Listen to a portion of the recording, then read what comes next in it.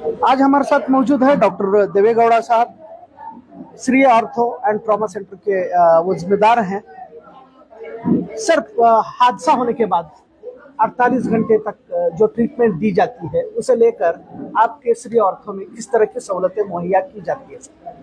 कैसे है, हमारे पास जो हरी स्कीम बोल के है, इसके बारे में बहुत लोगों को पता नहीं। ये हरी स्कीम क्या होता है कि जब नेलमंगल कर्नाटक में एक इंजीनियर पर्सन सडनली एक्सीडेंट हो गया, वो मरते वक्त सब लोगों को बोला कि ऐसी सिचुएशन किसी को ना आने, तो वो गवर्नमेंट तक पहुँचे। उस टाइम का जो सीएम थे, उन्होंने हरी स्कीम लागू किया। उसके हिसाब से जो भी कर्नाटका होने दो, बाहर का स्टेट का लोग होने दो, वो जब एक्सीडेंट होता है इमरजेंसी में, उनके पास कुछ डॉक्यूमेंट नहीं रहते, तो वो एक्सीडेंट उनके पास डॉक्यूमेंट नहीं, पैसे नहीं, कुछ भी नहीं रहते, तो वैसे पेशेंट को ट्रीटमेंट ना मिले ऐसा कुछ होना नहीं है। तो उन्होंने एक हरी स्कीम इम्प्लीमेंट कर दी। उसमें क्या रहता है, जो भी पेशेंट आते हैं उनको 48 आवर्स तक हॉस्पिटल में फ्री ट्रीटमेंट देना रहता है। उसमें माइनर प्रोसीजर रहने दो, सर्जरी रहने दो, आईसीयू ट्रीटमेंट रहने दो, हेड इंजरी रहने दो, पेट का और स्पाइन का इंजरी रहने दो, वो सब रहता है। तो हमारे हॉस्पिटल में नियरली अराउंड 3 साल से बहुत पेशेंट्स को ये स्कीम में हमने ट्रीटमेंट करे हैं। और आज मैं ऐसा सोचता हूँ कि इसके बारे में बहुत लोगों को पता नहीं, क्योंकि हम इमरजेंसी आए तो उनका रिलेटिव नहीं आए तो हम डायरेक्टली हरी स्कीम में डाल के उनको ट्रीटमेंट देते, और वो समझते हैं कि कुछ तो आयुष्मान स्कीम में हुए हैं। लेकिन इसके बारे में लोगों को पता रहना है, और इसके बारे में इमरजेंसी में इससे वजह से कोई भी पेशेंट रोड में पड़े हैं तो ऐसे नहीं होता कि उनको लेके हॉस्पिटल में लगाए तो उनका बिल वगैरह कौन भरने वाला, ऐसे टेंशन लेने का जरूरत नहीं।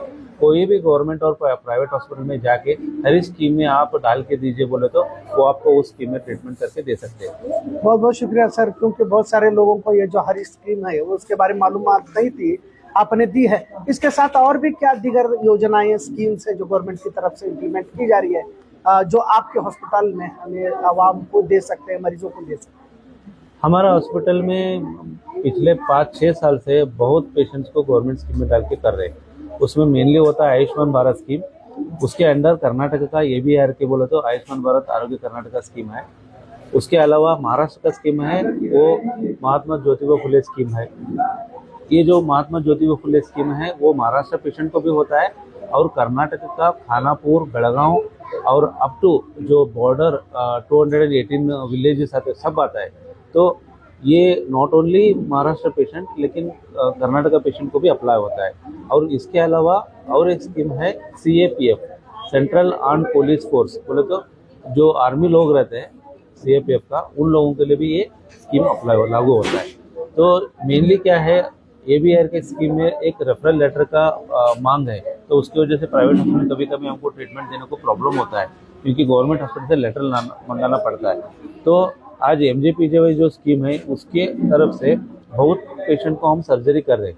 समझो अभी स्पाइन का रहने दो, आर्थ्रोस्कोपी रहने दो, फ्रैक्चर होने दो, एक्सीडेंट होने दो, इमरजेंसी में आके चेस्ट इंजरी, हेड इंजरी और पेट का इंजरी हुआ रहता है, वो सब उसमें हम ट्रीटमेंट कर रहे हैं।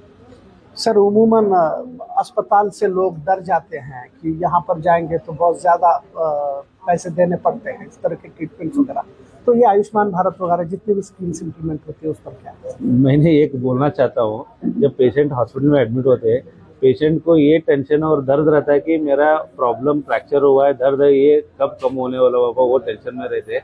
लेकिन बाकी का रिलेटिव आके इधर बिल कितने वाला होगा उसका टेंशन में रहते हैं। तो ये तो हम कॉमनली देखते रहते हैं। तो इसकी वजह से हम आज बात कर रहे हैं कि हाँ, हमारा हॉस्पिटल पहले से भी कोविड में भी नियरली 300 पेशेंट को IPD पेशेंट हमने स्कीम में डाल के ट्रीटमेंट करके दिए हैं। और तब जो हमारा DC थे हिरेमठ सर, हमारा हॉस्पिटल को फेलिसिटेट किए थे कि आपने बेस्ट काम किए बोल के।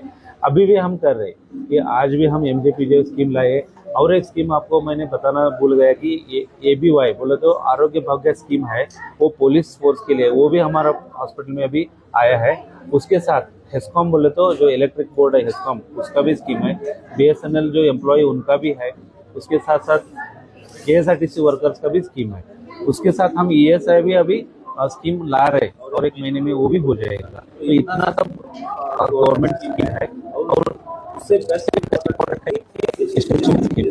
के बारे में किसी को पता नहीं। कि कितने लोग जो फार्मर्स रहते और सोसाइटी मेंबर रहते और सोसाइटी बोलते हैं, उनका जितने भी लोग भगवान थे वो क्योंकि जो स्टेशन कार्ड मार्केट के अंदर रिन्यू नहीं किया तो उनका हमको नेक्स्ट 1 ईयर तक हम सर्विस नहीं दे सकते। और हमारा कर्नाटक का एक प्रॉब्लम है कि गवर्नमेंट में आयुष्मान भारत स्कीम यूज करने में वो रेफरल लेटर बोल के एक सिस्टम लाए हैं।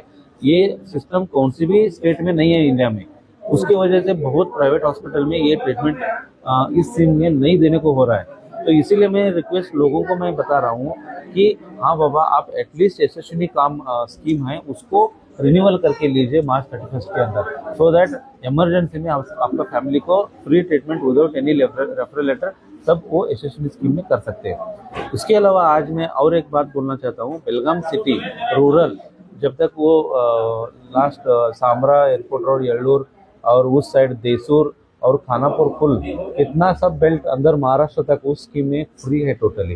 बोले तो बहुत सा पेशेंट जो ऑपरेशन रहते हैं सब वो उसके अंदर स्कीम में करके ले सकते हैं। इसके बारे में लोगों को पता नहीं। महाराष्ट्र स्कीम से हम